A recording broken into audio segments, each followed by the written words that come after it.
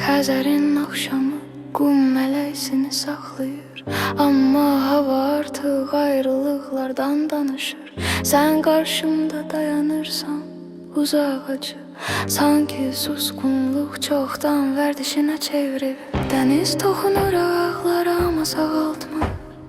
Sadəcə qalan izləri yavaşca silir.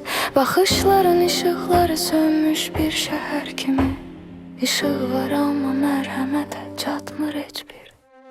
Dodaqlarımda duz var, bilirəm dənizdən deyil. O təsadüfən dediyim sözlərin xatirəsidir. Sən eşitmək istəmədin, ya da elə göstərdin. Və həmin anda anladım, biz suya düşmədən batırdıq. Qoy Xəzər bizə pıçıldasın, sanki sonları bilən qədim bir səs kimi.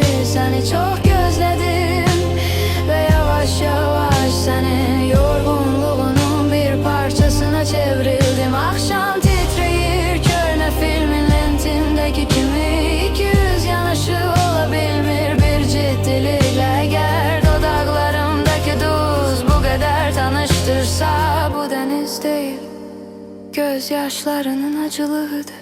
Bir addım geri çekildin, sanki sahil daraldı. Sanki dünya bizi sərhədə doğru itələyir. Vacib olan nə vardısa tutup saxlaya bilmədik. Hər şey yavaş-yavaş kül kimi küləyə sovrulur. Gördüyüm əks biz deyilik artıq, yalnız təsadüfən rastlaşan iki yolcu. Xəzər artıq əvvəlki kimi mehriban deyil. O baxır və baxışında ümitsizlik şahidi var.